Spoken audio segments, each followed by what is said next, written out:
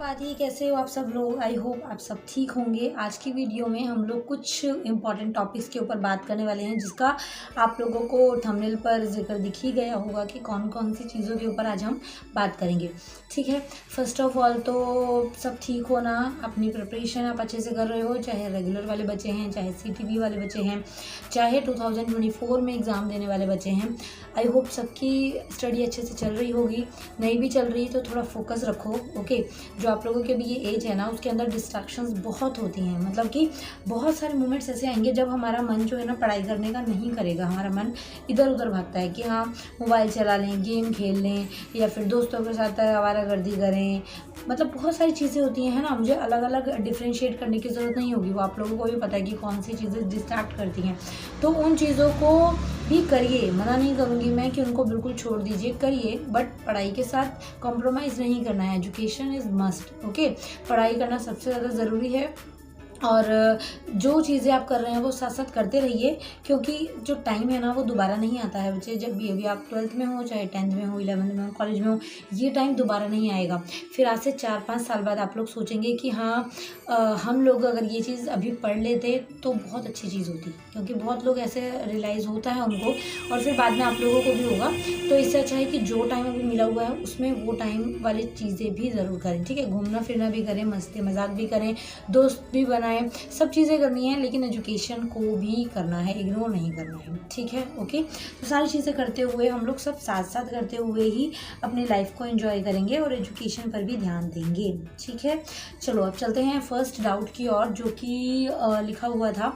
मैंने बोर्ड पर लिखा ही हुआ होता है, क्योंकि मैं भूल जाती हूँ, फिर बच्चों के बाद में कमेंट आते हैं कि मैम आपने वो वाला डाउट तो बताया ही नहीं, लेकिन आपने थंबनेल पर लिख दिया था। तो इसलिए मैं बोर्ड पर ही सारे डाउट्स लिख लेती हूँ।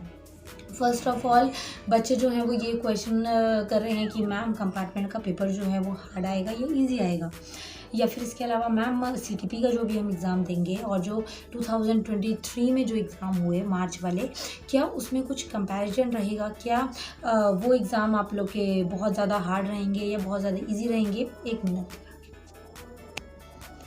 हाँ, क्या वो वाले एग्ज़ाम जो हैं वो बहुत ज़्यादा हार्ड आएंगे अब की बार, या फिर पहले वाले पेपर इजी थे, आपके वाले मुश्किल रहेंगे? तो इसके अंदर देखिए कोई भी फिक्स नहीं बोल सकता है, ठीक है, कि आपके पेपर कैसे रहेंगे। मतलब हार्ड आएगा, इजी आएगा पेपर, मॉडरेट लेवल का आएगा, किसी को कुछ अपडेट नहीं होती है, क्योंकि ये एक तरीके की ना जिसको बोलते फ्यूचर है ये, और ये सिर्फ और सिर्फ HBSC जानता है। जो आप बोर्ड से प्रिपेयर हो रहे हैं, सिर्फ वो बोर्ड जानता है कि कंपार्टमेंट के पेपर हार्ड आते हैं या ईजी आते हैं। ठीक है, तो आप लोगों को उसको लेकर इतना ज़्यादा आप लोगों को ना परेशान होने की या फिर टेंशन लेने की ज़रूरत नहीं है कि पेपर कैसा आएगा। अपनी प्रिपरेशन कीजिए, अकॉर्डिंग टू सिलेबस प्रिपेयर कीजिए, एंड इसके अलावा में वो चीज़ें पढ़िए जो स्कोरिंग हैं। तो स्मार्टली स्टडी करिए, पेपर अच्छा ही आता है और इजी ही आता है, आप लोगों को डरने की घबराने की ज़रूरत नहीं है। ठीक है, अगर मैं बात करूँ कंपार्टमेंट का पेपर और नॉर्मल पेपर जो रेगुलरली वाला होता है, एवरी ईयर जो कंडक्ट करवाया जाता है, so ma'am what is the difference between compartment exam level and regular exam level? तो कोई लेवल की अगर मैं बात करूँ तो कुछ ऐसा नहीं है कि बहुत ज़्यादा मुश्किल आता हो, कंपार्टमेंट का पेपर बहुत हार्ड आता हो और नॉर्मल वाला बहुत ईजी आता हो। आप खुद भी सोच सकते हैं, वो कई बार ना हमारी इमेजिनेशन होती है कि जैसे मेरे खुद के स्टूडेंट रहते हैं, जो क्वेश्चंस पढ़े हैं ना वो दूसरे सेट में आ जाते हैं, तो ये माइंड में थिंकिंग बन जाती है कि यार सेट ए जो है बहुत आसान आया था, हमारा वाला सेट तो बहुत मुश्किल आया। मतलब पिछली बार हमारा पेपर आसान था क्योंकि पिछली बार आपको ईजी वाला सेट मिल गया था। ये थिंकिंग मत बनाया करो कि पेपर आसान आया था, मुश्किल आया था। पेपर लेवल सेम ही रहता है, चाहे आप अभी 2023 में एग्ज़ाम दिया वो हो, चाहे जुलाई वाला हो, चाहे सितंबर वाला हो, चाहे मार्च वाला हो, सबके पेपर का लेवल सेम होता है। ठीक है, कहीं कोई पेपर में ऊंच नीच ये लोग नहीं करते, बिकॉज बोर्ड जो है वो कभी भी ऊंच नीच वाले पेपर नहीं दे सकता, क्योंकि बच्चे जो है वो आगे से स्ट्राइक कर सकते हैं, प्रोटेस्ट कर सकते हैं कि भाई ये पहले पेपर आसान दिया, आपकी बार बहुत हार्ड दिया। तो लेवल सेम रहता है, वो आप लोगों की थिंकिंग होती है, आप समझ लेते हैं कि पेपर बहुत ज़्यादा आसान आ गया, क्योंकि आपको आसान लगा, क्योंकि आपको आता था, आपने वो क्वेश्चन अच्छे से प्रिपेयर किया था। आपको मुश्किल कब लगता है? जब आपको वो चीज़ नहीं आ रही होती है, जब आप उसको प्रिपेयर नहीं करके जाते। ठीक है, तो आई होप कि ये चीज़ भी आपकी क्लियर हो गई होगी कि पेपर लेवल सेम रहता है, आपकी प्रिपरेशन के ऊपर आपका माइंड सेट होता है। ठीक है, जैसी थिंकिंग बनाओगे ना, माइंड वैसे ही ध्यान देगा। ठीक है, फॉर एग्जांपल के लिए मैं आपको बताती हूँ, मान लो कि अगर आपके घर में जैसे मम्मी लोग होती हैं हमारी, बीमार होती हैं, तो वो जल्दी से मेडिसिन नहीं लेती हैं ना, घरेलू इलाज करते हैं या फिर हाँ मैं तो ठीक हूँ करते करते ठीक हो जाती हैं। क्यों ठीक हो जाते हैं वो? और हमारे जैसे जो होते हैं, जो बच्चे हैं, और हम लोगों को ज़रा सा फीवर हुआ या फिर हमें सर दर्द हुआ, चलो डिस्प्रिन खा ली, पैरासीटामोल ले ली, क्योंकि हम फील कर लेते हैं कि हमें दर्द हो रहा है। पेरेंट्स लोग जो होते हैं ना, वो फील ही नहीं करते हैं। वो लोग मतलब जैसे मदर लोग होती हैं स्पेशली, क्या करते हैं ये, जैसे माइंड को बताते ही नहीं है कि हम लोगों को दिक्कत हो रही है, हम लोगों को पेन हो रहा है, हम लोगों को फीवर फील हो रहा है, हम लोगों को सर दर्द फील हो रहा है।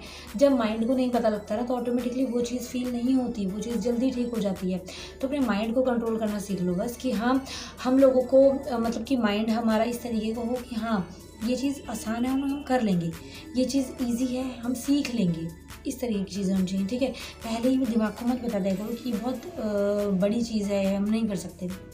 मेरे खुद के स्टूडेंट रहते हैं, जैसे बच्चे मेरे जो आते हैं, वो क्या कहते हैं कि मैम हिस्ट्री दीदी याद नहीं होती है, हिस्ट्री के क्वेश्चन बहुत बड़े होते हैं। कुछ कहेंगे मैम सिविक्स याद नहीं हो रहा, सिविक्स के क्वेश्चन बहुत लंबे चौड़े होते हैं। पहले ही तुम दिमाग को बता देते हो कि इतना बड़ा आंसर है, हम याद नहीं कर सकते, तो दिमाग ऑब्वियसली मेहनत ही नहीं करेगा उसके ऊपर। बट अगर आप उसको पढ़ें तो if you try to read that answer, तो जब आप पढ़ते हो ना तो बहुत ईजी चीज़ें होती हैं वो। बट आप लेंथ देख के घबरा जाते हो कि बहुत बड़ा है, ये हम नहीं कर सकते। जब आपको ऐसा लगे ना, आप एक बार उस आंसर को पढ़िएगा। कुछ आंसर्स होते हैं जो बोरिंग होते हैं कि हाँ भाई समझ ही नहीं आ रहे, लैंग्वेज ही बहुत बेकार है, उसको गूगल से करिए, ठीक है, अलग अलग सोर्सेज से करिए। और अगर हमेशा आपको ऐसा लगता है तो मतलब आप माइंड को पहले ही अलर्ट दे देते हो कि बहुत मुश्किल चीज़ है, तो नहीं कर पाएगा, इसलिए वो पहले ही रुक जाता है और आपको इंटरेस्ट नहीं आ पाता, ठीक है। तो माइंड को कंट्रोल करना सीख लो, सब चीज़ें आसान होती हैं। उसके बाद में पास कैसे होना है, अब अगला क्वेश्चन ये था जो मैंने थंबनेल में डाला हुआ है कि पास कैसे हो। तो पास होने के लिए कंपार्टमेंट वाले बच्चे जितने भी हैं, चाहे जुलाई में आपने एग्ज़ाम दिए हों, चाहे आप लोगों ने अभी सितंबर अक्टूबर में दें, चाहे आप लोग अभी दिसंबर में दोगे, सॉरी मार्च में दोगे, तो उसके अंदर आप लोगों की पासिंग जो स्ट्रैटेजी है ना, वो सेम ही रखनी है। आप लोगों को स्मार्टली पढ़ना है, जो आने वाली चीज़ें हैं वही पढ़नी है, जो इम्पॉर्टेंट चीज़ें हैं वो पढ़नी है, जहाँ से मार्क्स ज़्यादा स्कोर हो रहे हैं वो पढ़ना है, ठीक है। ये नहीं है कि पढ़े जा रहे हैं, नॉलेज है नहीं, क्या पढ़ना है क्या नहीं, बस दिमाग में घुसाए जा रहे हैं हम लोग कि हाँ पढ़ना है। At least you have to know what you have to read, what you have to learn, ठीक है। क्या आप लर्न करो, क्या आप सीखो, क्या आप समझो, कौन सी चीज़ें हैं जो आपका माइंड कर सकता है, ठीक है, कौन सी चीज़ें हैं जो जल्दी आपका माइंड कैच करता है, कौन सी चीज़ें हैं जो थोड़ी प्रैक्टिस के बाद आपका माइंड कैच करता है। सब चीज़ें जो है ना वो दिल, दिमाग और मन की होती हैं। तो आप जब इनको कंट्रोल कर लोगे ना, बोलते हैं ना इंद्रियों पर जिसने काबू कर लिया उसने जग जीत लिया। तो आपके ऊपर है वो कि आप कितना ज़्यादा अपने आप को सेल्फ कंट्रोल कर सकते हैं, ठीक है। पास होने का कोई जो जुगाड़ नहीं होता, पास होने की कोई ट्रिक नहीं होती। पढ़ना तो पड़ता ही है, थोड़ा पढ़ें और स्मार्टली पढ़ें। जो चीज़ें आने वाली हैं, अगर डिसेंट मार्क्स लेकर सिर्फ पास होना है, जो चीज़ें आने वाली हैं सिर्फ उनको पढ़िए, पास हो जाओगे, मार्क्स आ जाएंगे। 27 मार्क्स आपको पास होने के लिए लेना है। आप 40-45 नंबर लाइक कर लो, आराम से डिसेंट नंबर हैं, परसेंटेज आपकी डिसेंट बन जाएगी, ठीक है, कि एटलीस्ट आप किसी को बता पाओ, ओके। तो कोई ऐसी निंजा ट्रिक नहीं होती है कि हाँ भाई वो चिट्टी रोबोट की तरह शिवाजी वाली मूवी में है ना, वो यूँ करके मोबाइल होता है और यूँ करके किताब होती है, किताब को देखता है उसके दिमाग में सब घुस जाता है। तो ऐसा कुछ नहीं होता रियलिटी में, वो सिर्फ रोबोटिक मशीन्स ही कर सकती हैं, but you are not a robot, okay, you are a human being. तो आपको लोगों को थोड़ी मेहनत करनी पड़ेगी, दिमाग में भूसा की जगह पर आपको एजुकेशन और पढ़ाई डालनी है, ठीक है, तो आराम से सारी चीज़ हो जाएंगी। उसके बाद नेक्स्ट क्वेश्चन इज़ कि क्वेश्चन पेपर स्टाइल आप लोगों का कैसा रहेगा। कंपार्टमेंट वाले जितने स्टूडेंट हैं और रेगुलर वाले जितने स्टूडेंट हैं, यहाँ पर मैं आप लोगों को बोलूँगी कि क्वेश्चन पेपर स्टाइल जो है वो सेम रहता है, ठीक है। आपके क्वेश्चन जो हैं 15 से 17 नंबर जो हैं वो आप लोगों के MCQs में बनेंगे।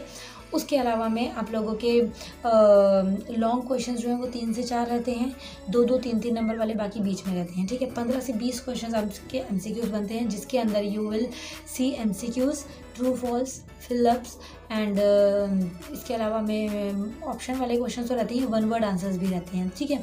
सो इस तरीके का पैटर्न रहता है। सबसे ज़्यादा लगाम आपको किस पर कसनी होती है, जो कि अगला क्वेश्चन आप लोगों का है कि सिलेबस को कवर कैसे करना है, उसके लिए मैं लास्ट में आपको बताती हूँ। सबसे पहली चीज़ आप लोगों को करनी होती है, ये देखना है कि पेपर में आ क्या रहा है, पूछा क्या जा रहा है। जो चीज़ पूछी जा रही है उसके ऊपर देखिए, उससे मिलता जुलता लिखने का ट्राई करिए, ठीक है। इसके बाद बात आती है कि आप लोगों के पास ब्लूप्रिंट है, अगर नहीं भी है साइट पर ब्लूप्रिंट अवेलेबल रहता है, वहाँ से जाओ, वहाँ से देखो कि उसके अंदर मतलब कि कौन से क्वेश्चन का रेशो जो है वो ज़्यादा है, कौन से क्वेश्चन का रेशो जो है वो कम है, मतलब कौन से क्वेश्चन ज़्यादा आ रहे हैं, किस चैप्टर में से कितना चैप्टर आ रहा है, उन चैप्टर्स को घोल के पी लो, रट लो उनको, ठीक है। जो क्वेश्चन याद नहीं हो रहे उनको समझने की कोशिश करो।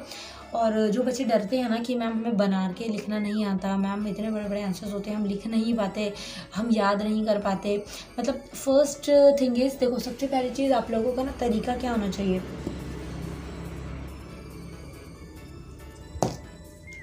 वेयर इज़ द मार्कर, एक मिनट। सबसे फर्स्ट ऑफ ऑल आप लोगों को क्या ध्यान रखना होता है, देखो कि क्वेश्चन में पूछा क्या है, ठीक है, व्हाट क्वेश्चन आस्क, क्या वो पूछ रहा है आपसे, मतलब क्वेश्चन के अंदर क्या चीज़ वर्डिंग है। अब आपको सेकंड नंबर पे देखना होता है कि आप उसको आंसर को लिख रहे हैं तो आप ओन वर्ड्स में कितना लिख पा रहे हैं। ओन वर्ड्स का मतलब आपको अपनी भाषा में लिखना है, अपने शब्दों में लिखना है, तो आप लिख पा रहे हैं या नहीं। अगर लिख पा रहे हैं तो बहुत अच्छी चीज़ है, बना कर उसके बारे में थोड़ा कुछ लिखने का ट्राई करिए, कोशिश करिए कि हाँ मैम हम इसको लिख सकते हैं और बना के मैं इतनी लेंथ का कर लूँगा। वो बच्चे को खुद से पता होता है कि हम लिख सकते हैं कि नहीं। ओके, अगर नहीं आ रहा, अगर लिखना बना के नहीं आता तो आप लोग कहाँ पर गलती कर रहे हैं, आप लोगों को ग्रामेटिकल चीज़ें नहीं आती, इस वजह से आप लोग नहीं कर रहे हैं, ठीक है। अब जैसे कि मान लो महात्मा गांधी के टाइम का क्वेश्चन है कोई, ठीक है, जो कि किस में आएगा, हिस्ट्री में। हिस्ट्री में महात्मा गांधी के टाइम का क्वेश्चन है तो उसके अंदर तो सब कुछ पास्ट में चलेगा ना। महात्मा गांधी अभी तो नहीं आए हुए हैं साथ में हमारे, तो पास्ट के अंदर आपको ध्यान रखना है, या तो आप हैड का यूज़ कर लीजिए या फिर आप वर्ब की सेकंड फॉर्म का यूज़ कर लीजिए जो कि पास्ट में यूज़ होती है, ठीक है।